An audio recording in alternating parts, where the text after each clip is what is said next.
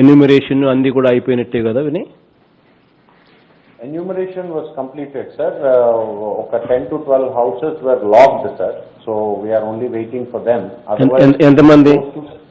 6,134, sir. 6,134 household bank accounts have been collected. And close to 19,800 are the individuals who are benefiting from this, sir. Near approximately 20,000, sir, which fall within our affected area that we have. ఇంకా ఎంతమంది ఇంకా return కాలేదు? Houses lock ఎంతమంది? About 12 families, sir, and about 72 individuals. అంటే 12 families అంతే? Yes, sir, 12 households. 12 households తప్ప మిగతాటి అన్ని అందరూ వచ్చేసినారు? Yes, sir, we have gathered their bank accounts, sir, and the crediting will happen now, sir.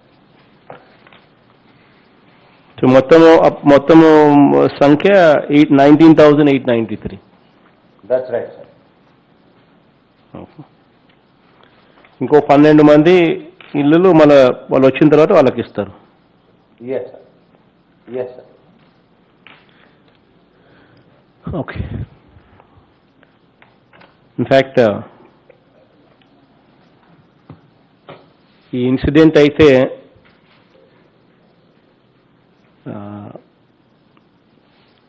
జరిగింది ఎంత బాధాకరమైన అంశం అంటే,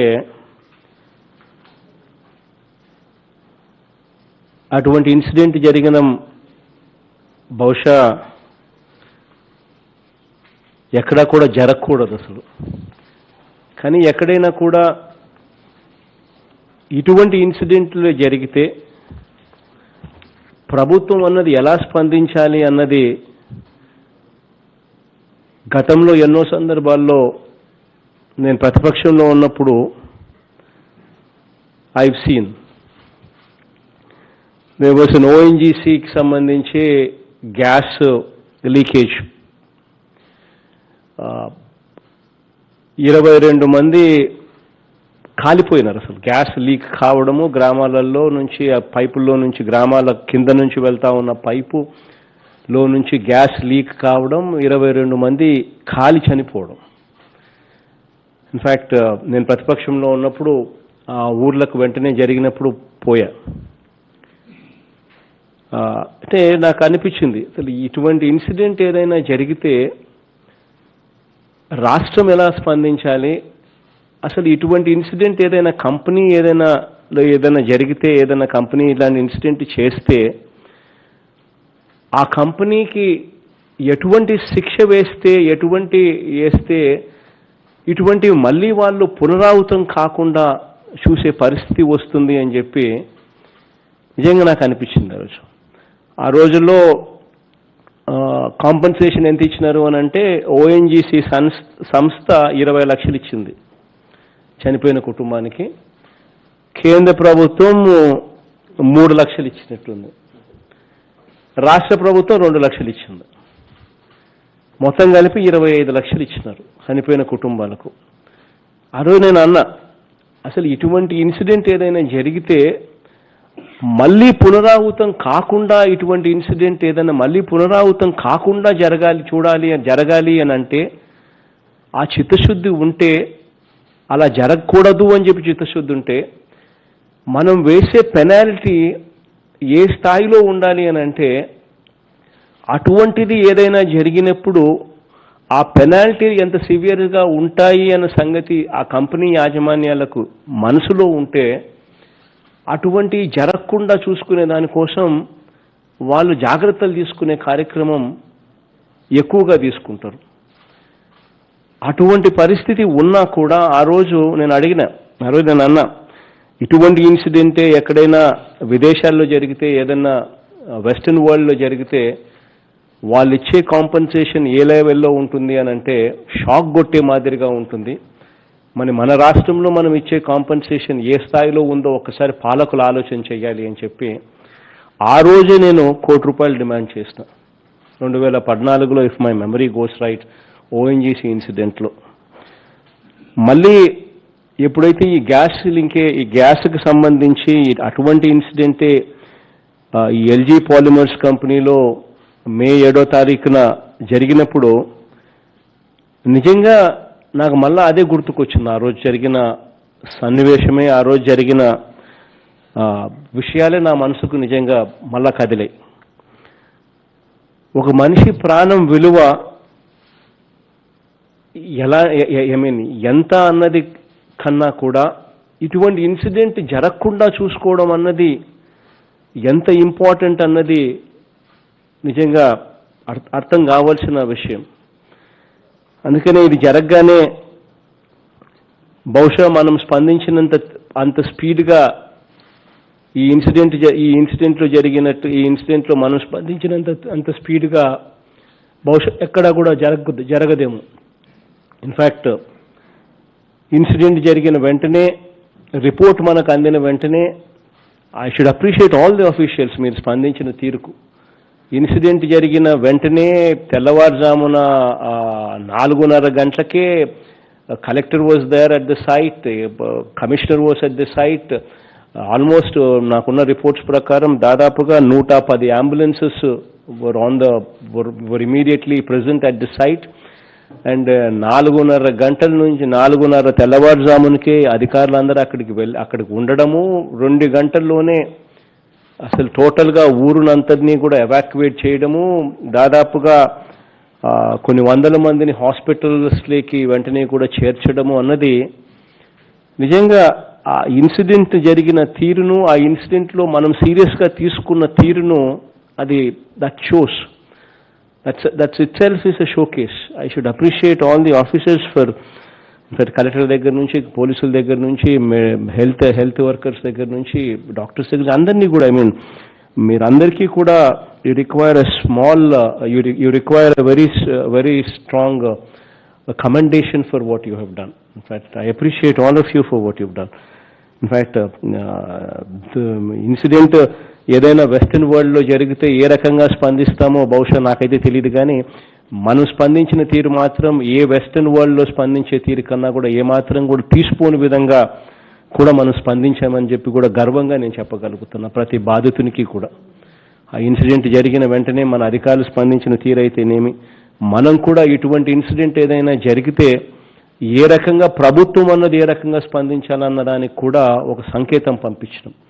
ఇంత సీరియస్గా తీసుకున్నాం కాబట్టే బహుశా దేశ చరిత్రలో ఎప్పుడు జరగని విధంగా ₹1 కాంపన్సేషన్ అన్నది ఇవ్వడం అన్నది కూడా ఇటువంటి దుర్ఘటన, ఇటువంటి సీరియస్ మెసేజ్ పంపించాల్సిన దుర్ఘటనలో ఎక్కడా కూడా ఏ ప్రభుత్వం కూడా దేశంలోనే ఎక్కడా కూడా స్పందించిన తీరులో మన ప్రభుత్వం స్పందించింది. వెంటనే ₹1 ఇవ్వడమే కాకుండా దీనికి సంబంధించి కమిటీ రిపోర్ట్స్ కూడా వేయడం కూడా జరిగింది.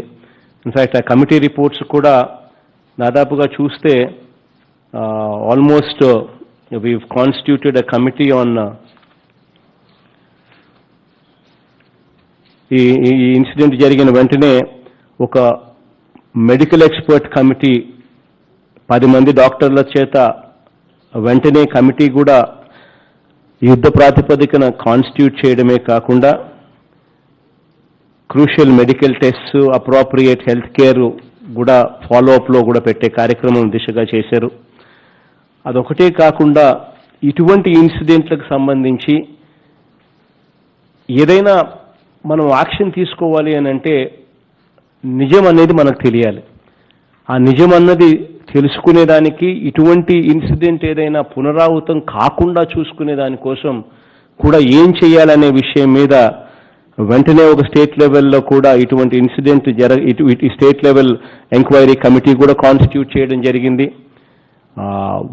దాదాపుగా స్టేట్ లెవెల్కి సంబంధించి స్పెషల్ చీఫ్ సెక్రటరీ ర్యాంక్లో ఉన్న వ్యక్తుల దగ్గర నుంచి ఆ కమిటీలో సభ్యులుగా ఉన్నారు. ఎన్వైరన్మెంట్ అండ్ ఫారెస్ట్కి సంబంధించిన Neerabh Kumar Prasad, Karikala Vallavan, industries and commerce, collector, commissioner, member secretary, pollution control board, అందరితో వాళ్ళతో ఒక కమిటీ రిపోర్ట్ వేయడం.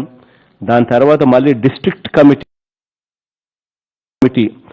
మళ్ళీ వెదర్ కంట్రోల్ ప్రొసీజర్ అన్నది ఈ కంపెనీస్లో ఈ కంటైన్ చేయడం కోసం అని చెప్పి కరెక్ట్గా ఈ ఫాలో అవుతున్నారా లేదా, ఈ కంటైన్మెంట్ ఆఫ్ ఈ గ్యాస్కి సంబంధించి కంటైన్మెంట్ ప్రొసీజర్ కరెక్ట్గా ఫాలో అవుతున్నారా లేదా అని చెప్పి మళ్ళీ district internal committee, director of factories, director of technical ఎక్స్పర్ట్స్తో కూడిన డిస్ట్రిక్ట్ ఇంటర్నల్ కమిటీ కూడా 4 సభ్యులతో మళ్ళీ కూడా వేయడం జరిగింది. దాని తర్వాత మళ్ళీ 4 ఆంధ్ర యూనివర్సిటీ ప్రొఫెసర్స్తో, మెడికల్ అండ్ కెమికల్ ఇంజనీరింగ్కి సంబంధించిన ప్రొఫెసర్స్, ఆంధ్ర యూనివర్సిటీకి సంబంధించిన 4తో ఇంకొక కమిటీ కూడా మళ్ళీ వేయడం జరిగింది. To study the present scenario from technical point of view నుంచి ఏ రకంగా ఇది కంటైన్ చేస్తున్నారు, దానికి టెక్నికల్ పాయింట్ ఆఫ్ వ్యూ నుంచి కరెక్ట్గా చేస్తూ ఉన్నారా లేదా, ఇది కరెక్ట్ పద్ధతేనా లేదా అని చెప్పి మళ్ళీ వాళ్ళు స్టడీ చేయడం కోసం అని చెప్పి, వాళ్ళని అడ్వైస్ చేయడం కోసం అని చెప్పి మళ్ళీ ఆంధ్ర యూనివర్సిటీస్ నుంచి 4 ప్రొఫెసర్లతో, professor Balaprasad, S V Naidu, chemical ఇంజనీర్లు, మెటలర్జికల్ ఇంజనీర్లు, వాళ్ళతో 4తో వేయడము. మళ్ళా సెంట్రల్ గవర్నమెంట్ నుంచి 3 కమిటీలు, national environment engineering research institute వాళ్ళను పిలిపించడము, chemical, biological, radiological and nuclear లాజికల్కి సంబంధించి ఎక్స్పర్ట్ టీమ్ ఫ్రమ్ ఎన్డీఆర్ఎఫ్ వాళ్ళని పిలిపించడం, మళ్ళీ 2 member central committee on technical ఇష్యూస్కి సంబంధించి అడ్వైస్ చేయడం కోసం మళ్ళా వాళ్ళను మళ్ళీ ఇంకొక కమిటీని కూడా మళ్ళీ పిలిపించడం. ఇన్ని కమిటీలు దాదాపుగా ఇన్సిడెంట్ జరిగినప్పటి నుంచి ఇంతవరకు చూస్తే ఆల్మోస్ట్ 10 రోజులు. ఈ 10 రోజుల్లోనే మనం స్పందించిన తీరు, వేసిన కమిటీలు ఒకసారి గమనించినట్లయితే ప్రతి విషయంలోనూ కూడా కులంకుషంగా ఎక్కడ కూడా పొరపాట్లు జరగకూడదు అనే ఉద్దేశంతో, ఏ ప్రక్రియలోనూ కూడా తప్పులు జరగకూడదు అన్న ఆలోచనతో యుద్ధ ప్రాతిపదికన కమిటీలు కాన్స్టిట్యూట్ కావడమే కాకుండా, ఆ కమిటీలు కూడా రిపోర్ట్స్ డెలివర్ చేయడమే కాకుండా, డెలివర్ చేసే కార్యక్రమమే చేయకుండా టోటల్ కంటైన్మెంట్ స్ట్రాటజీ కూడా జరిగింది. ఈరోజు ఆ కంపెనీ నుంచి స్టైరిన్ అనే కెమికల్ టోటల్గా 13,000 టన్నులను 2 షిప్పుల ద్వారా ఏకంగా మొత్తం ఫ్యాక్టరీలో అసలు ఆ లిక్విడ్ అనేది లేకుండా పూర్తిగా పంపించగలిగాము అని అంటే నిజంగా you should appreciate all the officers who constituted to doing this phenomenal task.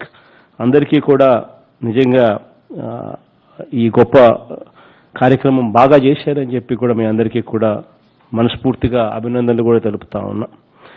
దీంట్లో ఇంకొక విషయం కూడా ఏమిటి అని అంటే, ఇందులో ఒక్క క్లియరెన్స్ కూడా మన ప్రభుత్వం అధికారంలోకి వచ్చిన తర్వాత ఇచ్చింది కానే కాదు. ఒక్క క్లియరెన్స్ కూడా అసలు మన ప్రభుత్వం తరపు నుంచి అసలు సంబంధమే లేదు. అసలు మన ప్రభుత్వం నుంచి ఒక్కటి కూడా ఇచ్చింది కాదు. ఇవన్నీ కూడా గతంలో ఇంతకుముందు చంద్రబాబు నాయుడు గారు ఉన్నప్పుడు జరిగిన, ఆయన ఫస్ట్ 1996లో ఆయన ఫస్ట్ ముఖ్యమంత్రిగా ఉన్నప్పుడు దగ్గర నుంచి, ఆ టైంలో ఈ ఎల్జీ కెమికల్స్ అనే కంపెనీ టేక్ ఓవర్ చేయడం దగ్గర నుంచి మొదలు పెడితే 2015లో వీళ్ళు ఇచ్చిన certificate, consent for operation certificates అయితేనేమి, కన్సెంట్ ఫర్ ఎస్టాబ్లిష్మెంట్ సర్టిఫికేట్స్ అయితేనేమి, ఈ యూనిట్స్కి సంబంధించి రెన్యూవల్స్ కానీ, ఈ యూనిట్స్కి సంబంధించి ఎక్స్పాన్షన్స్ కానీ అన్నీ కూడా ఆ ప్రభుత్వ హయాంలో వచ్చినట్టువే. మన ప్రభుత్వ హయాంలో వచ్చిన తర్వాత ఒక్కటి కూడా జరగలేదు. అయినప్పటికీ కూడా ఏ రోజు కూడా ఒక్క మాట మాట్లాడలేదు మనం. మీ అధికారంలో ఉన్నప్పుడు మీరే చేశారని చెప్పి వేలెత్తి చూపించడం కానీ, ఇంకొకటి కానీ ఎక్కడా కూడా ఒక్క మాట కూడా మాట్లాడలేదు. కేవలం మనం చేయాల్సింది ఏమిటి అన్న దాని మీదనే ఫోకస్ పెట్టాం, కమిటీలు వేశాం, ఏది పద్ధతిగా జరగాలో అని చెప్పి ఆ పద్ధతి ప్రకారమే జరిగించే కార్యక్రమాలు చేశాం. వెంటనే సిఎస్ కూడా, నాతో పాటు సిఎస్ను కూడా తీసుకొచ్చాను. సిఎస్ని అక్కడే 3 రోజుల పాటు అక్కడే పెట్టాను. డీజీపీని కూడా మరుసటి రోజు నా దగ్గర నుంచి అక్కడే విశాఖపట్నంకి పంపించడం జరిగింది. వెంటనే అక్కడే కమిటీలు కూడా వేసి పూర్తిగా ఎక్కడా కూడా ఒకరిని మీద వేలెత్తి చూపించాలన్న తాపత్రయం కాకుండా, చేస్తూ ఉన్నది కరెక్ట్గా చేస్తూ ఉన్నామా లేదా అన్న దాని మీదనే ధ్యాస పెట్టి పూర్తిగా చర్యలు తీసుకోవడం జరిగింది. ఎంత మానవతా దృక్పథంతో ప్రదర్శించాము అని అంటే, చనిపోయిన వాళ్ళు మొత్తం 12 మంది చనిపోతే 12 మందికి కూడా 10 రోజులు తిరక్క మునిపే జరిగింది ఇన్సిడెంట్ 7వ తారీఖు. ఈరోజు మనం 18వ తారీఖులో మనం మాట్లాడుతూ ఉన్నాం. వెంటనే ఈ 10 రోజుల వ్యవధిలోనే టోటల్గా 12 మంది చనిపోతే 12 మందికి సంబంధించి టోటల్గా ప్రతి ఒక్కరికి చనిపోయిన కుటుంబానికి ఎక్కడా ఇంతవరకు దేశంలో లేని విధంగా ₹1 కోటి ఇవ్వడమే కాకుండా ఈ గ్యాస్కి సంబంధించి ఈ ప్రభావిత గ్రామాలని చెప్పి కూడా, అంటే ఎక్కడైనా కూడా ఈ గ్యాస్ రావడం వల్ల ఆ టైంలో తెల్లవారుజామున నిద్ర లేచి ఈ గ్యాస్ మాకు ఎఫెక్ట్ ఇచ్చింది అని చెప్పి పరిగెత్తిన సందర్భాలలో ఉన్న ఊర్లలో ఉన్న వాళ్ళందరికీ కూడా ఎక్కడా కూడా స్ట్రెస్కు లోనై వాళ్ళు ఇబ్బంది పడకుండా ఉండే విధంగా చూసుకునే దానికోసం అని చెప్పి వెంటనే ఎఫెక్టెడ్ ఏరియాను సంబంధించి మార్కింగ్ చేయించడం, ఆ మార్కింగ్ చేయించిన ఏరియాను వెంటనే వెంకటాపురము, వెంకటాద్రి నగరు, పద్మనాభపురము, ఎస్సీ బీసీ కాలనీలు, నందమూరి నగరు, ఆర్ఆర్ వెంకటాపురం అని చెప్పి అధికారులు దగ్గర నుంచి ఫీడ్బ్యాక్ రావడం, వచ్చిన వెంటనే ఆ ఫీడ్బ్యాక్కి సంబంధించి వచ్చిన వెంటనే ఆ మొత్తం వాళ్ళందరికీ కూడా స్ట్రెస్కి కూడా లోను కాకుండా ఉండేందుకు ఏకంగా 19,893 మంది, దాంట్లో పిల్లలు పెద్ద అందరికీ కూడా ఎవరికి కూడా ఇబ్బంది పడకుండా ఉండేందుకోసం వాళ్ళకు కూడా ₹10,000 వెంటనే ప్రతి ఒక్కరికి కూడా వచ్చే విధంగా కూడా ప్యాకేజ్ ఇవ్వమని చెప్పి కూడా చెప్పడం జరిగింది. హాస్పిటల్స్కి సంబంధించి ఎవరైతే హాస్పిటల్స్కి వెళ్తారో వాళ్ళు ప్రైమరీ ట్రీట్మెంట్ తీసుకున్నా కూడా వాళ్ళకు ఒక్కొక్కరికి ₹25,000 ఖచ్చితంగా ఇవ్వమని చెప్పి కూడా చెప్పడం జరిగింది. అది కాకుండా ఎవరైనా 2 రోజులు మించి ఎవరైనా హాస్పిటల్లో ఎవరైనా ఉంటే వాళ్ళందరికీ కూడా ఒక్కొక్కరికి ₹1,00,000 ఇచ్చి కూడా పంపించమని చెప్పి చెప్పడం కూడా జరిగింది. వెంటిలేటర్ మీద ఎవరైనా ఉంటే వారికి ఒక్కొక్కరికి ₹10 లక్షల కూడా ఇవ్వమని చెప్పి కూడా చెప్పడం జరిగింది. మొత్తం మీద ఈ తరహాలో ఇంతగా స్పందించి ఇంతగా ఇచ్చిన పరిస్థితులు కూడా గతంలో ఎప్పుడూ కూడా జరగల. అన్నిటికన్నా గొప్ప విషయం ఏంటంటే అధికారులు నిజంగా స్పందించిన తీరు. 10 రోజుల్లోనే మనం బాధితులకు తోడుగా నిలబడుతూ మొత్తం చెప్పిన పద్ధతిలో ప్రకారం 10 రోజుల్లో ప్రతి బాధితుల్ని ఆదుకునే దానికోసం వాళ్ళందరికీ కూడా ఇస్తామన్న కాంపన్సేషన్ ప్యాకేజ్ నేరుగా వాళ్ళ చేతుల్లో పెట్టడం, ఇది 10 రోజుల్లో కూడా జరగడం అన్నది కూడా నిజంగా గొప్ప కార్యక్రమం. ఇవన్నీ కూడా ఎందుకు చెప్తున్నాను అని అంటే దానికి కారణం ఏంటంటే ఎవరి మీదైనా కూడా దీంట్లో తప్పు జరిగింది అనే రిపోర్ట్ వస్తే ఎవరిని ఉపేక్షించడం అనేది ఉండదు. వీళ్ళకు అసలు వీళ్ళ వల్ల తప్పు జరిగింది అని అంటే మాత్రం ఎవరిని ఉపేక్షించడం అనేది ఉండదు. ఖచ్చితంగా యాక్షన్ అనేది తీసుకోవడం జరుగుతుంది. ఈ యాక్షన్ అనేది తీసుకునే కార్యక్రమం అన్నది ఎంత ట్రాన్స్పరెంట్గా జరగాలి అని అంటే, ఎంత ట్రాన్స్పరెంట్గా ఉండాలి అని అంటే మనకు రిపోర్ట్లు ఇప్పుడు ఆల్మోస్ట్ 10 days అయిపోయింది. మన కమిటీలు వేసాం, సెంట్రల్ గవర్నమెంట్ టీమ్స్ కూడా ఉన్నాయి. వీళ్ళ దగ్గర నుంచి రిపోర్ట్లు వస్తాయి. వచ్చిన తర్వాత మనకు క్వశ్చన్స్ వస్తాయి. ఈ క్వశ్చన్స్ అన్ని ఏదైతే ఉన్నామో మన రిపోర్ట్లలో మనకు తేలుతాయి. ఇవన్నీ వాళ్ళు చేసిన తప్పులుగా మనం భావిస్తూ ఉన్నాము, కంపెనీ ద్వారా జరిగిన తప్పులుగా మనం భావిస్తూ ఉన్నామని చెప్పి మనకు రిపోర్ట్లు వస్తాయి. మనకు ఆ క్వశ్చన్స్ వచ్చినప్పుడు ఆ క్వశ్చన్స్కు తోడు నేను వినయ్కి ఇంకొక మాట కూడా చెప్తున్నాను, కలెక్టర్ గారికి ఇంకొక మాట చెప్తాను. ఈ క్వశ్చన్సే కాకుండా ఇంకా ఒక వారం రోజులు టైం ఇచ్చి ఎవరైనా కూడా ఇంకా ఏదైనా క్వశ్చన్స్ ఏదైనా కంపెనీ వాళ్ళ గురించి ఏదైనా కంపెనీకి కానీ ఎవరైనా అడగాలనుకుంటే అది కూడా క్వశ్చన్స్ కూడా మీరు రాయండి. ఆ క్వశ్చన్స్ను ప్లస్ ఈ కమిటీ రిపోర్ట్స్లో వచ్చిన క్వశ్చన్స్ అన్నీ కూడా కంపెనీస్కు మనము క్లారిఫికేషన్స్ కోసం వాళ్లకు పంపించి వాళ్ళ దగ్గర నుంచి క్లారిఫికేషన్ రిపోర్ట్ ఇవ్వమని చెప్పి వాళ్ళకు కూడా ఒక వారం రోజులు టైం ఇద్దాం, వారం రోజులు 10 రోజులు టైం ఇద్దాం. ఆ రిపోర్ట్లు వాళ్ళ దగ్గర నుంచి ఆ క్లారిఫికేషన్స్ కూడా వచ్చిన తర్వాత మన కమిటీ మనం వేసిన క్వశ్చన్స్ ప్లస్ మనకు ఈ వారం రోజుల్లో ఇంకా ఎవరైనా అడగాలనుకుంటే వాళ్ళు వేసిన క్వశ్చన్స్ ఇవన్నీ కూడా కంపెనీస్కు మనము పంపిద్దాం. వాళ్ళకి ఇంకొక వారం రోజులు 10 రోజులు టైం ఇచ్చి క్లారిఫికేషన్స్ ఇవ్వమని చెప్దాం. ఆ క్లారిఫికేషన్స్ కూడా వచ్చిన తర్వాత మన రిపోర్ట్స్ మన టెక్నికల్గా మన కమిటీస్ ఎవరైతే ఉండారో వాళ్ళు కంక్లూజన్ రిపోర్ట్స్ వాళ్ళు కంక్లూడ్ చేస్తారు. ఆ కంక్లూడ్ చేసే కార్యక్రమం బహుశా మళ్ళీ మరో ఒక 3-4 రోజులు ఆ కంక్లూషన్ కార్యక్రమం కూడా మళ్ళీ తీసుకున్న తర్వాత అప్పుడు మనం వీళ్ళ మీద ఆ కంక్లూషన్ రిపోర్ట్స్ ఆధారంగా ఏం యాక్షన్ తీసుకోమని అనే రికమెండేషన్స్ వస్తాయో ఆ మాదిరిగా అప్పుడు రికమెండేషన్స్ ఆధారంగా పూర్తిగా ట్రాన్స్పరెంట్గా ఆ కంపెనీల మీద ఆ రకమైన యాక్షన్స్ తీసుకోవడం జరుగుతుంది. ఎందుకనంటే ఏదైనా కూడా ఒక మైండ్ సెట్ అనేది ఏదైనా కూడా తప్పు చేస్తే తప్పనేది నిర్ధారించాలి. ఆ నిర్ధారించిన తర్వాత ఆ తప్పు మీద యాక్షన్ అనేది జరగాలి. ఏదైనా కూడా ఒక పద్ధతి ప్రకారం జరగాలి అనే ఉద్దేశంతో ఖచ్చితంగా ఎన్ని ప్రొసీజర్స్ అన్ని కూడా ఫాలో చేయడం జరుగుతూ ఉందన్నది కూడా ఈ సందర్భంలో కూడా ఈ కాన్ఫరెన్స్ ద్వారా ప్రతి ఒక్కరికి కూడా తెలియజెప్పమని చెప్పి కూడా ఈ కాన్ఫరెన్స్లో ఉన్న వాళ్ళందరికీ కూడా కలెక్టర్ దగ్గర నుంచి మంత్రుల దగ్గర నుంచి అందరూ కూడా కొంతమంది ఎమ్మెల్యేలు కూడా ఇక్కడే ఉన్నారు. వాళ్ళందరికీ కూడా నేను జేసీ దగ్గర అందరూ కూడా ఉన్నారు. బహుశా బాధితులు కూడా కొంతమంది అన్నా ఇక్కడ ఉన్నారు అనుకుంటున్నాను. నమస్తే తల్లి. Three of them would like to interact with you, sir. One member of the deceased family and 2 others are affected families. So ఉన్నారు ఎక్కడ వినే? సో ఇక్కడే ఉన్నారు. మీ అందరికీ కూడా కూర్చోండి తల్లి. మీ అందరికీ కూడా అన్ని రకాలుగా భరోసా ఇచ్చే కార్యక్రమం ప్రభుత్వం చేస్తూ ఉంది. అన్ని రకాలుగా మీకు తోడుగా ఉంటుందని మనస్ఫూర్తిగా కూడా చెప్తా ఉన్నామ్మా. ఏ ఒక్కరికి ఏ అన్యాయం జరిగినా కూడా ఈ ప్రభుత్వం గమ్మునుండదమ్మా. ఈ ప్రభుత్వం అన్ని రకాలుగా మీకు తోడుగా అండగా ఉంటుందని చెప్పి మరొక్కసారి మీ అందరికీ కూడా భరోసా ఇచ్చి నేను చెప్తా ఉన్నానమ్మా.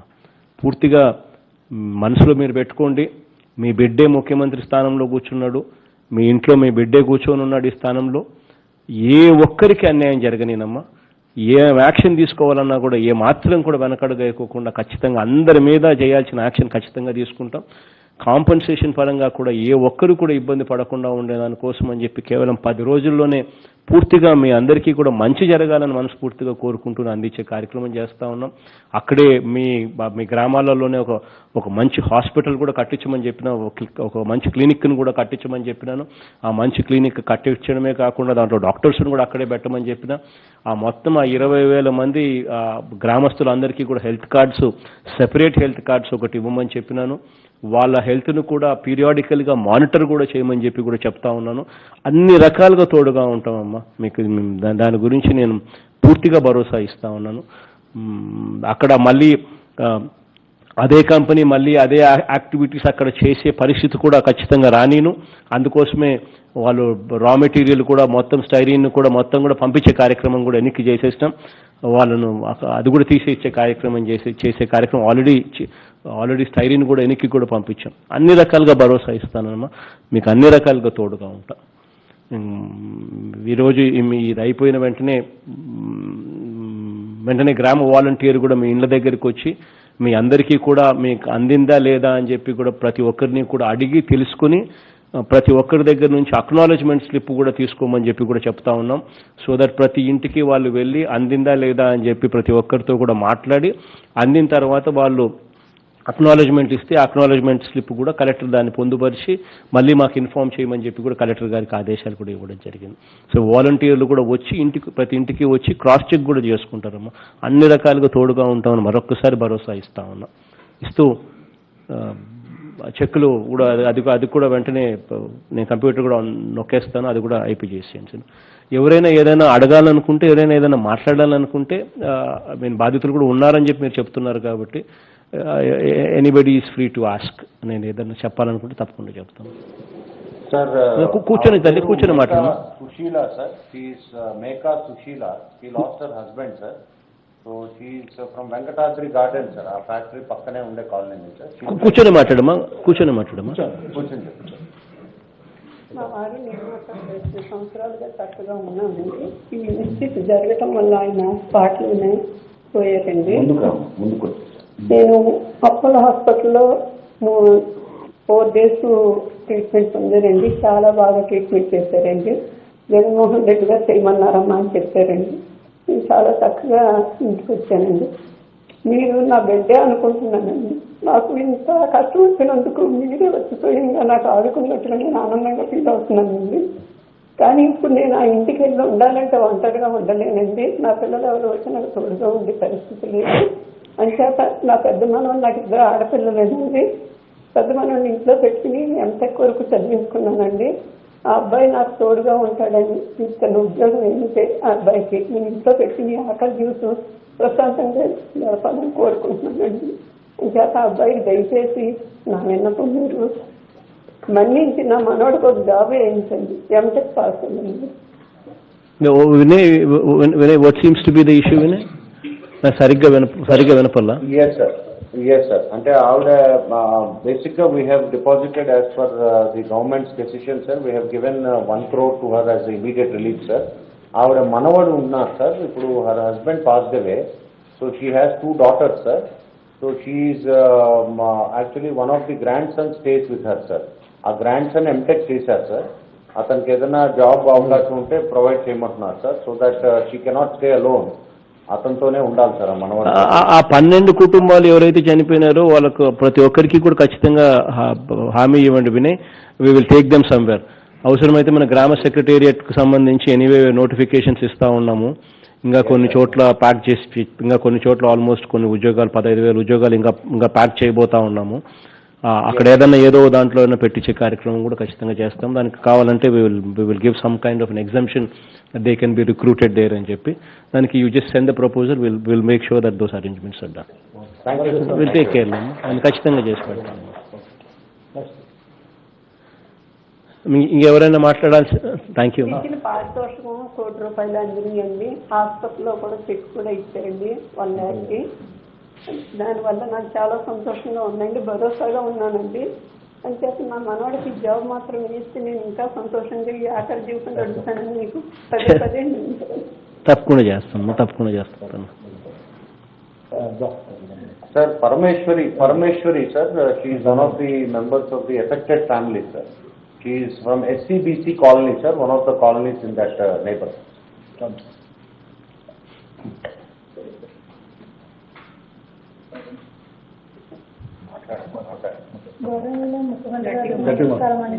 నమస్తే అమ్మా. నమస్తే తల్లి. సార్, నా పేరు పరమేశ్వర్ అండి. నేను SCBC కాలనీ నుంచి మాట్లాడుతున్నాను, సార్. ఈ ఇన్సిడెంట్ అనేది 7వ తారీఖున తెల్లవారు 3 గంటలకే జరిగింది, సార్.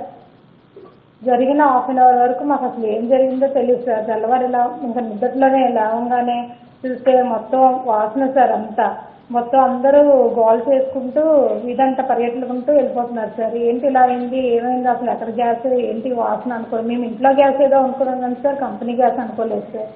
అయితే ఇలా వచ్చేస్తుంది, బరస్ట్ అయిపోతుంది, మీరు కూడా ఖాళీ చేసి వెళ్ళిపోండి వెంటనే అనగానే మొత్తం మేము అందరము మా దగ్గరలో మేఘాద్రి డ్యామ్ ఉంది, సార్. అక్కడికి వెళ్ళిపోయాం, సార్, పిల్లలతో సహా అందరం.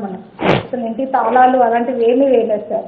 అక్కడ వెళ్ళిపోగానే ఒక 1/2 hour అయ్యేసరికి వామిటింగ్స్ అయిపోవడం, ఆ స్మెల్ పడకపోవడం, చాలా మంది అయితే ముసలి వాళ్ళు అలాంటి వాళ్ళు అందరూ శ్రోతప్పై పడిపోయారు, సార్. వెంటనే మా ఊరు నాయకులు తెలియజేయగానే బెహరా భాస్కర్రావు గారిది కాలేజ్ నుంచి ఒక బస్సు పంపించారు, సార్. పంపించి మమ్మల్ని బాగా సేఫ్గా ఉన్న వాళ్ళందరినీ ఆ కాలేజీలో పెట్టారు, సార్. మిగతా వాళ్ళు ఎవరెవరికైతే బాగాలేదో వాళ్ళందరినీ తీసుకెళ్లి అంబులెన్స్లో, కార్లో తీసుకెళ్లి కేజీఎస్లో జాయిన్ చేశారు, సార్. జాయిన్ చేసి వాళ్ళ ట్రీట్మెంట్ అది బాగానే అందించారు, సార్. నెక్స్ట్ మేము 4 days కూడా ఆ కాలేజీలోనే మమ్మల్ని ఉండమని చెప్పారు, సార్. ఇంటికి ఎవరు వెళ్ళొద్దు, మీరు ఇంటికి వెళ్తే ఇప్పుడు అక్కడ పరిస్థితి ఏం బాగాలేదని చెప్పారు, సార్. వీళ్ళందరూ అధికారులు అందరూ వచ్చి అన్ని చూసారు. 3 పూట్ల మాకు అక్కడ ఫుడ్ కూడా పెట్టారు, సార్. ఆ కాలేజీలోనే ఫుడ్ అది అంతా బాగా అందించారు. చిన్నపిల్లలకి పాలు అన్నీ బాగా సప్లై చేశారు, సార్. అందులో మాత్రం బాగా చేశారు, సార్. 4 days తర్వాత మళ్ళీ ఇంటికి వెళ్ళిపోండి అని అనౌన్స్మెంట్ చేశారు, సార్. మీకు అంతా బాగా క్లియర్ చేస్తాము, ప్రాబ్లం లేదమ్మా, ఇప్పుడు మీరు ఇంటికి వెళ్ళొచ్చు అన్నారు. GVMC వాళ్ళందరూ వెంటనే వచ్చి ఆటోలోని అనౌన్స్ చేశారు, సార్. మీరు అంతా ఇళ్ళకి వెళ్ళి శుభ్రంగా ఇళ్ళది కడుక్కోండి అని చెప్పారు, సార్. నెక్స్ట్ ఏమో ఫినాయిల్లో అన్ని వేసి క్లీన్ చేసుకోండి అమ్మా అని చెప్పారు. పెద్ద పెద్ద యంత్రాలతో వచ్చి వాటర్ అదే స్ప్రే ఉంటుంది కదా, సార్. స్ప్రే అది కొట్టించారు, ప్రతి ఇంటికి కొట్టించారు. నెక్స్ట్ శానిటైజర్లు ఇచ్చారు. వాలంటీర్లతోనేమో ఫినాయిల్ బాటిల్స్ అందరి ఇళ్ళకి ఫినాయిల్ సప్లై చేశారు, సార్. మాస్కులు కూడా ఇచ్చారండి. నెక్స్ట్ ఆ రోజు రాత్రే మంత్రి గారు వచ్చారు. మా ఊరికి అయితే మాత్రం కృష్ణదాస్ గారు వచ్చారండి. వచ్చి మాతో పాటే నైట్ అంతా పడుకున్నారండి. పడుకొని తెల్లవారు లేచిన తర్వాత కమిషనర్ మేడం గారు వచ్చారు, నెక్స్ట్ మినిస్టర్ అవంతి శ్రీనివాస్ గారు వచ్చారు, నెక్స్ట్ మల్లా విజయప్రసాద్ గారు, కలెక్టర్ గారు, వీళ్ళందరూ మా ఇంటికి వచ్చేసారు. తెల్లవారే లేచిన వెంటనే ఇంటింటికి వచ్చి ఏంటమ్మా మీ సమస్యలు ఎలా ఉంది, మీ ఆరోగ్యం బాగుందా ఏంటి అనేవన్నీ కనుక్కున్నారు సార్. మీకు ఏదైనా ప్రాబ్లం ఉంటే మాకు చెప్పండి అమ్మా, మేము సాల్వ్ చేస్తామని చెప్పారు సార్. ఆ భరోసా అయితే మా అందరికీ కల్పించారు సార్. నెక్స్ట్ మీరు కూడా కేజీహెచ్కి వచ్చారు సార్. చనిపోయిన వాళ్ళ కుటుంబాలకి 1 కోటి రూపాయలు అనౌన్స్ చేశారు సార్. నెక్స్ట్ ఏమో 2 days వాళ్ళు హాస్పిటల్లో ఉన్న వాళ్ళకి 1,00,000 రూపాయలు ఇచ్చారు. వెంటిలేషన్ వాళ్ళు ట్రీట్మెంట్ పొందిన వాళ్ళకి 10 లక్షలు ఇచ్చారు. ఇప్పుడు మా కుటుంబానికి వచ్చి మేమైతే 4 సార్. నేను నా హస్బెండ్ మా 2 పిల్లలు సార్. మాకు కూడా 15,000 రూపాయలు వస్తాయని వాలంటీర్స్కి సర్వే చేయించి అవన్నీ బాగా చేయించారు సార్. మీకు 40,000 వస్తాయమ్మా, మీరేం టెన్షన్ పడకండి, మీకు ఇస్తాము అని మాత్రం వాళ్ళు చెప్పారు సార్. ప్రభుత్వం మీకు ఇలాగ అందజేస్తుంది అని చెప్పారు. ఇది వరకు కూడా గతంలో నా పిల్లలకు కూడా అమ్మఒడి డబ్బులు వచ్చాయి సార్. 15,000 ఇచ్చారు సార్ మీరే. నెక్స్ట్ మా ఆయన ఆటో డ్రైవర్ అండి, ఆయనకు కూడా 10,000 ఇచ్చారు సార్. అంతా మీరు మాత్రం ఈ ప్రభుత్వం మాత్రం మాకు చాలా మంచిగా చేస్తుంది సార్. మళ్ళీ మళ్ళీ మీ ప్రభుత్వమే రావాలని మేము కోరుకుంటున్నాం సార్.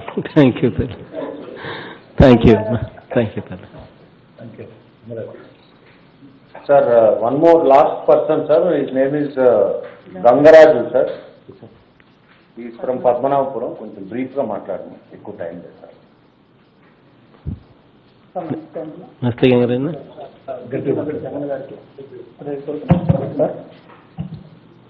సార్ ఏదైతే 7వ తారీఖున ఇన్సిడెంట్ జరిగిందో పద్మనాభనగర్ సార్, నాది గ్రామం, గంగరాజు అంటే నా పేరు. సుమారు ఉదయాన్నే 3 గంటల ప్రాంతంలో స్మెల్ అనేది వస్తుంది సార్. స్మెల్ అనేది వస్తున్నప్పుడు ఏంటి స్మెల్ అని చెప్పి సార్ డోర్ తీసే లోపే పోలీస్ డిపార్ట్మెంట్ వారు సైరన్ మోగించారు సార్. జీప్లో వచ్చి సైరన్ మోగించి ఏంటి సార్ ఏం జరుగుతుంది, డోర్ తీసారు ఏ లోపే గ్రామ ప్రజలందరూ కూడా ఊళ్ళో ఎవరో ఉండొద్దని చెప్పేసి బయటకు పంపించారు సార్. తక్షణమే ఈలోపు అధికారులు జిఎంసీ కమిషనర్ గారు, పోలీస్ డిపార్ట్మెంట్ కమిషనర్ గారు, జిల్లా కలెక్టర్ గారు, మంత్రివర్యులు అవంతి గారు, ఇన్ఛార్జ్ మల్లా విజయప్రసాద్ గారు, స్థానిక నాయకులు ధారా భాస్కరరావు గారు, వీళ్ళందరూ కూడా తక్షణమే సంఘటన స్థానానికి వచ్చి ఈ 108లో ఎవరైతే ఉన్నారో వీళ్ళందరినీ కూడా తక్షణమే తరలించాలని చెప్పి ఆదేశాలు ఇచ్చి ఇమీడియట్గా అందరినీ బయటికి పంపించారు సార్. ఎవరు కూడా ఇబ్బంది పడద్దు, అందరికి కూడా తక్షణమే మేము గవర్నమెంట్ నుంచి మేము ఇదిగా ఉంటామని చెప్పేసి చెప్పడం జరిగింది సార్. మొత్తము ఎవరైతే వీళ్ళు ఇంద్రాణిలో కానీ కాలేజీల్లో కానీ ఉన్న వాళ్ళందరికీ కూడా 3 పూట్ల భోజనాలు, చిన్నపిల్లల పాలతో సహా సార్ పాలు గుడ్లు కూడా అందించారు సార్. ఈ తర్వాత ఊర్లో కూడా ప్రజలు ఎవరూ రావద్దు, మేము ప్రెస్ మీట్ పెట్టి చెప్తామని చెప్పేసి అని మంత్రివర్యులు అవంతి గారు చెప్పారు సార్. తర్వాత ఏదైతే మొన్న తర్వాత ఊర్లోకి విజయసాయి రెడ్డి గారు, మంత్రి అవంతి గారు, మంత్రులందరూ కూడా కృష్ణదాస్ గారు, కన్నబాబు గారు, బొత్స గారు అందరూ కూడా విజయసాయి రెడ్డి గారితో పాటు మొత్తం కలెక్టర్ గారు, జిఎంసీ కమిషనర్ గారు, సీపీ గారు అందరూ కూడా గ్రామాల్లో పర్యటించి ఆ రోజు కూడా రాత్రికి మా ఏరియాలో అయితే అవంతి గారు, విజయసాయి రెడ్డి గారు, విజయప్రసాద్ గారు ఉన్నారు సార్, స్టే చేశారు. తెల్లవారుజామున 6 గంటలకే మంత్రి అవంతి గారు అయితే లేచిన వెంటనే గ్రామాల్లో పర్యటించాలని చెప్పేసి డోర్ టు డోర్ సార్. మేము అప్పటికి సార్ కింద పర్వాలేదు సార్ అన్నా సరే అవంతి గారు లేదు ప్రతి డోర్ టచ్ చేయాలని చెప్పేసి అని డోర్ టు డోర్ తిరిగారు సార్. కూర్చొని వాళ్ళని అడగడం కూడా జరిగింది సార్, ఎలా ఉంది ఇప్పుడు పరిస్థితి ఏంటని. వాటర్ కూడా ప్రజెంట్ ఎవరు మీరు తాగొద్దమ్మా, ప్రతి మీ లైన్లో కూడా వాటర్ ట్యాంక్ వస్తుంది, అందాక వాటర్ తాగండి. ఈ ఏదైతే ఈ వాటర్ ఉందో ప్రజెంట్ చెకింగ్ పంపించాం, అధికారికంగా ప్రకటించిన తర్వాత ఆ వాటర్ కూడా యూజ్ చేయమని చెప్పేసి అవంతి గారు చెప్పడం జరిగింది సార్. ఇకపోతే ఎక్స్ప్రెస్ సార్, ఎన్నో గవర్నమెంట్లు మారాయి సార్, ఇప్పుడు వరకు చాలా గవర్నమెంట్లు మారాయి సార్. ఫస్ట్ టైం అంటే ఒక 5 లక్షలు 10 లక్షలు ఏ గవర్నమెంట్ ప్రకటించినా ఎవరి దగ్గరికి వెళ్ళాలి, ఎవరిస్తారు, ఎవరిని కలిస్తే పని అవుతుంది అని చెప్పేసి ఒక ఇది ఉండేది సార్, భయం అనేది ఉండేది బాధ్యత. ఈరోజు 1 కోటి రూపాయలు మీరు ఆ భార్య పిల్లలు కూడా రోడ్డు మీద పడకూడదు, మనిషిని మనం అలాగా తీసుకురాలేము, కనీసం మీరు 1 కోటి రూపాయలు మీరు ఇవ్వడం అంతే జరిగింది సార్. ఆ భార్య పిల్లలు కూడా ఈరోజు ఎంతో మనిషిని అలాగా మీరు ఎలాగా వచ్చేవ్వలేరు కాబట్టి వాళ్ళకి అమౌంట్ ఇవ్వడం నిజంగా ఆనందంగా ఉంది సార్. అది కూడా మంత్రుల దగ్గరుండి మీరే వాళ్ళ దగ్గరికి వెళ్ళి తక్షణం ఇవ్వాలి, వాళ్ళు ఎక్కడికి తిరగకూడదు, అధికారులందరికీ కూడా మీరు ఆదేశించడం నిజంగా హృదయపూర్వక నమస్కారం సార్. మా ఏరియాలో శానిటేషన్ కానీ మెడికల్ క్యాంపులు కానీ ప్రతి గ్రామంలో కూడా చాలా బాగా జరుగుతున్నాయి సార్. ఇప్పుడైతే మాత్రం మంత్రి అవంతి గారు గ్రామానికి వచ్చి విజయప్రసాద్ గారు, స్థానిక నాయకులు భాస్కర్ గారు ప్రతిరోజు సార్ ఫీడ్బ్యాక్ తీసుకుంటున్నారు సార్. ఎలా అవుతుంది, అందరూ గ్రామ ప్రజలంతా ఎలా ఉన్నారు, ఈ చెట్లు ఏవైతే ఉన్నాయో అవి కూడా జేసీబీతో మొత్తం చాలా బాగా క్లీన్ చేయించారు సార్. ఎక్కడ కూడా ఏం లేదు, వాటర్ కూడా ఇప్పుడు బాగుంది, కుళాయిలు కూడా వస్తున్నాయి సార్. చాలా వరకు బాగా చేశారు సార్. మెడికల్ క్యాంపులు కూడా చాలా బాగా జరుగుతున్నాయి. Thank you sir. Thank you Gangaraju. Good job Vinay. మీరు, జానమమ్మ అండ్ వేణు అందరూ కూడా బాగా చేసినారు. సీను, అదీప్, విజయ్, ఎంబి, సత్యనారాయణ అందరికీ కూడా all of you done extreme. విశాఖపట్నంకి సంబంధించి అక్కడున్న అధికారులు కానీ, అక్కడున్న మన పార్టీకి సంబంధించిన మంత్రుల దగ్గర నుంచి ప్రజాప్రతినిధులు కానీ స్పందించిన తీరు, హ్యూమానిటేరియన్గా వాళ్ళు ప్రవర్తించిన తీరు అన్నీ కూడా వర్త్ అప్రిసియేషన్. కనబాబన్న నా పక్కనే కూర్చొని ఉన్నాడు. ఇన్ఫ్యాక్ట్ ఆ రోజు ఇన్సిడెంట్ జరిగిందనే అక్కడే వెళ్ళి పడుకోవాలా అని చెప్పి నేను కలెక్టర్ గారికి మెసేజ్ పెడితే, లేదు నేను కూడా పోయి ఎక్కడే పడుకుంటాను అని చెప్పి ఫస్ట్ కనబాబన్న దగ్గర నుంచి రియాక్షన్ రెస్పాన్స్ రావడం, తర్వాత వెంటనే కన్నబాబన్న మిగతా మంత్రులు అందరూ కూడా వెళ్ళడం, విజయ్ అందరూ కూడా వెళ్ళి, కృష్ణదాసన్ అందరూ కూడా వెళ్ళి పడుకోవడం. అంటే ప్రజల్లో కూడా మనం లీడర్షిప్లో ఉండి మనమే ముందుండి మనమే పడుకుంటా ఉన్నాం, మనమే పిలుస్తూ ఉన్నాం, మనమే దగ్గర ఉన్నామని అంటే మిగతా వాళ్ళ నలుగురికి మెసేజ్ కూడా స్ట్రాంగ్గా అన్నీ బాగా ఉన్నాయి కాబట్టి మంత్రులే వస్తున్నారు, మంత్రులే పడుకుంటున్నారు అని ఒక మెసేజ్ అనేది ఒక స్ట్రాంగ్ మెసేజ్ పోతుంది. సో నేను ఉట్టి అధికారులను పొమ్మని చెప్పి ఫస్ట్ చెప్దాం అనుకున్నది కన్నబాబు అన్న మాటలకు నిజంగా నేనే నా మంత్రి వర్గంలో ఇంత మంచి మంత్రులు ఉన్నారని కూడా సంతోషపడతా ఉన్నాను. In fact everybody is appreciative. So మీరు స్పందించిన తీరుకు మరొకసారి అందరికీ కూడా మనస్ఫూర్తిగా కూడా అధికారులందరికీ కూడా మనస్ఫూర్తిగా నేను కూడా కృతజ్ఞతలు చెప్తా ఉన్నాను ప్రవర్తించిన తీరు పట్ల. అండ్ అక్కడ ఉన్న వాళ్ళందరికీ ఇంకా మంచి జరగాలని, ఆ స్పందించే విధంలో ఎక్కడా కూడా పొరపాట్లు జరగకుండా, ఎక్కడా కూడా ఇంకా లోటుపాట్లు లేకుండా. అమౌంట్స్ మీరు చెప్తూ ఉంటే అసలు ఇప్పటికీ మాట్లాడలేకపోయింది సార్. ప్రతిపక్షం కూడా తేరుకుని మళ్ళీ దాని గురించి మాట్లాడాలనడానికి 3-4 రోజులు పట్టింది సార్. ఏం మాట్లాడాలో తెలియక సార్. నిజంగా మీలాంటి మానవీయ గుణం ఉన్న ముఖ్యమంత్రిగా మీరు ఉండడం, మేమందరం మీ నేతృత్వంలో పనిచేయడం మాత్రం మాకు గర్వకారణంగా ఉంది సార్.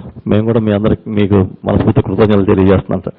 ఆ రోజు మేడం, సిఎస్ గారు, డీజీపీ గారు, ఆఫీసర్స్ అందరూ thank you sir. Thank you.